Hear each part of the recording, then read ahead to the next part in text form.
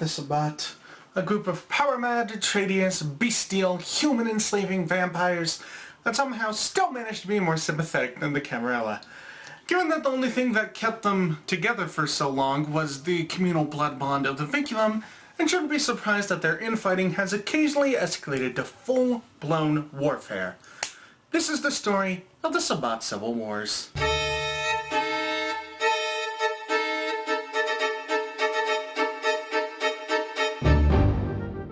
The first Sabbat Civil War is pretty straightforward, not that interesting, and really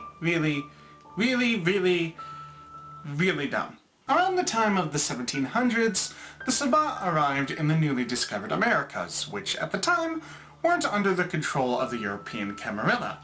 And as soon as they did, they started bickering about how to divvy up the human resources. You see, these younger Sabbat, while they were safe from Camarilla control, were also detached from their own elders, meaning that you had a bunch of young, quick-to-frenzy vampires all alone with the unsuspecting kine. These lakes fought viciously for control of the mortal population, with some particularly sore losers going so far as to take on the guise of Native Americans and raid the cities they had lost, with the rationale that if they couldn't have them, no one could. After about 30 or so years of fighting, the Sabbat all looked up and realized that during their collective measuring contest, the European Camarilla had arrived in the Americas.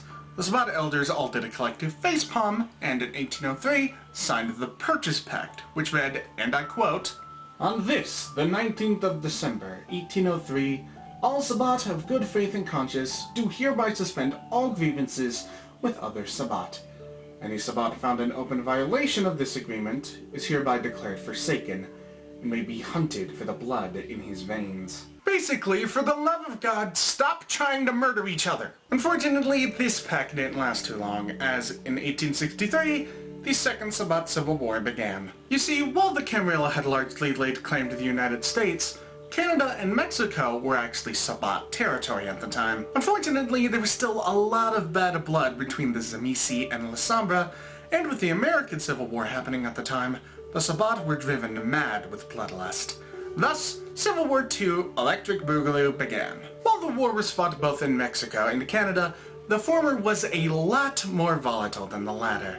The battle, which raged for nearly double the length of the original Civil War, left Mexico a borderline hellscape even into the modern nights. Thankfully, well, for the Sabbat anyway, America was too distracted by its own Civil War, and eventually the First World War, to notice the utter destruction being wrought on its neighbors. As the war ranged into the 20th century, the Canadian Sabbat began gradually losing more and more territory to the Camarilla as a result of this infighting. The Sabbat, elder and neonate alike, all took a step back and said, "Are our petty agendas and squabbles really worth losing so much territory to our enemies?"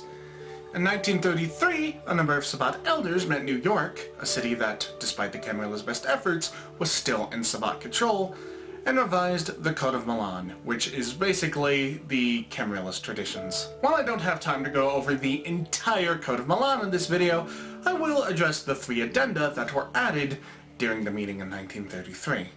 All Sabbat have the right to monitor the behavior and activities of their fellow sect members in order to maintain freedom and security. All Sabbat possess the right to call a council of their peers and immediate leaders.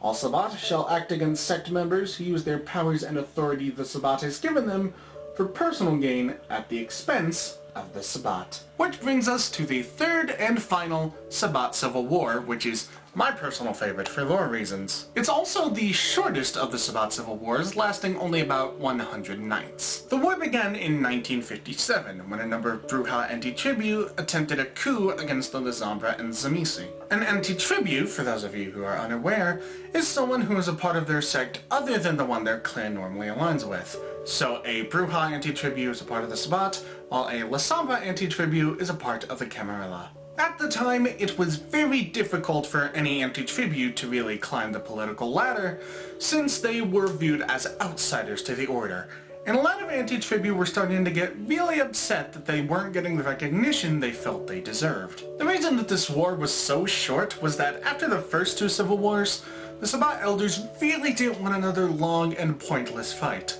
So, they met with the representatives of the anti-tribu and agreed to treat them as equals. One of the most important developments of the time was the creation of the Panders. The Panders were actually caitiff anti-tribu, led by a political activist named Joseph Pander. As a result of the negotiations, rather than treating the clanless as clanless, they were given rights and treated as their own unique clan, taking their name from their leader. Thus, the Panders were born, the anti-tribu were given the recognition they deserved, and the Sabbat Civil Wars were finally over. Thank you all so much for watching. If you like this video, don't forget there is a button for that, and please be sure to subscribe if you want to see more content from me. I'm trying to do more live action material because it's easier and more fun to film and edit, so let me know what you think of that in the comments below. If you want to support me monetarily, you can become a Patreon and receive some really cool monthly rewards, or you can give me some one-off donations at my Ko-fi. But of course, liking the video, leaving a comment, sharing it with your friends are all equally good ways to support this channel.